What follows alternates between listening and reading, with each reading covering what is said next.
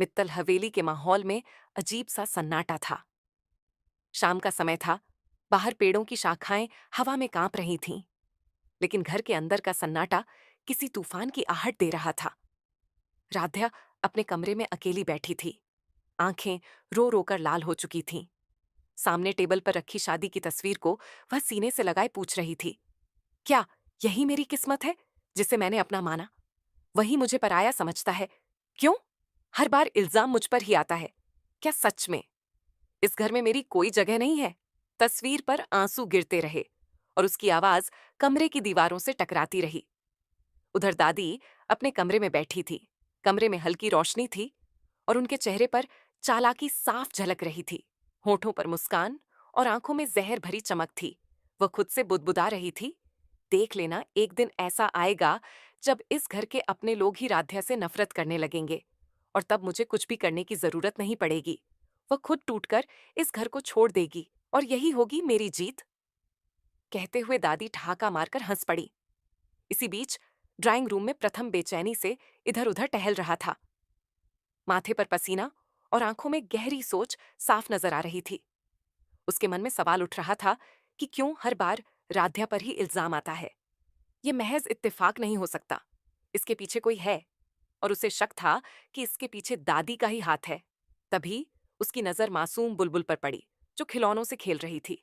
प्रथम उसके पास गया, उसे गोदी में बिठाया और गंभीर आवाज में बोला, बेटा, वादा करो, जो पूछूं सच बताओगी। बुलबुल भोलेपन से बोली, हाँ चाचू, मैं कभी झूठ नहीं बोलूंगी। प्रथम ने पूछा, उस दिन जब तुम्हारी चाची तुम्हें लेने नहीं आई थी तब दादी ने तुम्हें फोन किया था।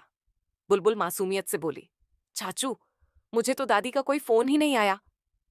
प्रथम की सांसें थम गईं और उसने तुरंत पूछा, और ड्राइवर अंकल कब आए थे?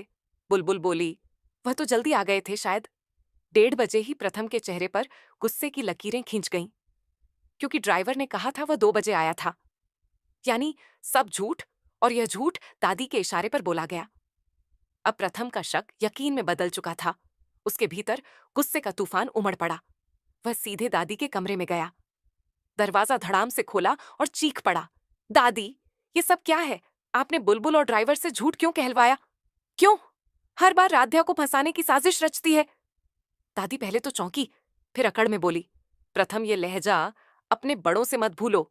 ये घर मैंने बनाया है, मेरी मर्जी के बिना यहां कोई सांस भी नहीं ले सकता। और राध्या, वह इस घर की सबसे बड़ी गलती है। प्रथम की आंखों में खून उतर आया। उसने दादी का हाथ पकड़कर हॉल में घसीटा। वहां पूरा परिवार इकट्ठा था। सबके चेहरे पर सवाल थे। प्रथम की आवाज गूंज उठी, आज इस घर का सच सबके सामने आएगा। और वह सच ये है कि राध्या को बदनाम करने के पीछे कोई और नहीं बल्कि हमारी दादी हैं। हॉल में सन्नाटा छा गया। रजनी हैरान रह गई और बोली, मां, ये क्या सुन रही हूं? ओमकार गुस्से में दहाड़ा, मां, आपने ये सब कैसे कर दिया? राध्या ने इस घर के लिए इतना किया और आपने उसी को गिराने की कोशिश की। प्रथम ने सारे सबूत सबके सामने रख दिए। बुलबुल ने खुद बताया कि दादी ने उसे फोन नहीं किया और ड्राइवर का बयान भी झूठा था। अब मामला साफ था। दादी की साजिश रंगे हाथों पकड़ी गई और इस बार ओमकार ने दादी को माफ नहीं किया। उन्होंने पुलिस को बुलाकर दादी को हवाले कर दिया। पूरा घर सन्न रह गया और दादी की आंखों से पहली बार डर साफ झलक रहा था। दोस्तों, अब असली सवाल यह है कि दादी के जेल जाने के बाद क्या इस घर की नफरत और चालें खत्म होंगी या फिर कोई और नया तूफान उठेगा? मन अति सुंदर का अगला ट्रैक और भी चौंकाने वाला होगा, इसलिए जुड़े रहिए हमारे चैनल पहले खबर के साथ, जहां आपको सबसे पहले मिलेगा हर अपडेट। दादी की घटिया हरकतों पर अब प्रथम को शक होने लगा है। क्या यही शक प्रथम को दादी की असली चालों तक पहुंचा देगा? जी हां मित्रों, बिल्कुल होगा। और जो षड्यंत्र दादी राध्या के खिलाफ दिन रात रचती आ रही है, वही अब प्रथम की वजह से सबके सामने आएगा। असलियत खुल जाएगी कि कैसे दादी ड्राइवर का बहाना बनाकर राध्या को घर वालों की नजरों में बदनाम करने की कोशिश कर रही थी। मन अति सुंदर में एक बड़ा ट्विस्ट सामने आता हुआ नजर आ रहा है। वैसे तो हम सब ने दादी की उस चाल को देख ही लिया था, जब वह किसी अनजान शख्स को बुलाकर घड़ी खराब करवाने में लगी हुई थी। लेकिन रजनी की वजह से दादी की यह साजिश नाकाम हो गई। हालांकि एक जगह दादी अपनी चाल में कामयाब भी हो गई थी, जब उसने ज्योति भाभी को घड़ी की बैटरी बदलने के लिए भेज दिया। लेकिन ज्योति भाभी की भूलने की आदत तो बचपन से चली आ रही है। उन्होंने एक घड़ी की बैटरी बदलने के बजाय पूरे घर की घड़ियों की बैटरियां बदल डाली। इसी गड़बड़ी के कारण राध्या का टाइम गड़बड़ा गया और वह बुलबुल को लेने समय पर नहीं पहुंच पाई। अब आने वाले ट्रैक में दिखाया जाएगा कि प्रथम को दादी की चालों पर शक होने लगता है। इधर राध्या भोलेनाथ के मंदिर में अपनी जिम्मेदारी को लेकर बेहद परेशान नजर आती है। तभी दादी उर्मी भाभी से कहती है कि एक दिन सबका सब्र टूट जाएगा और फिर तुम्हें खुद ब खुद इस घर से बाहर निकाल दिया जाएगा।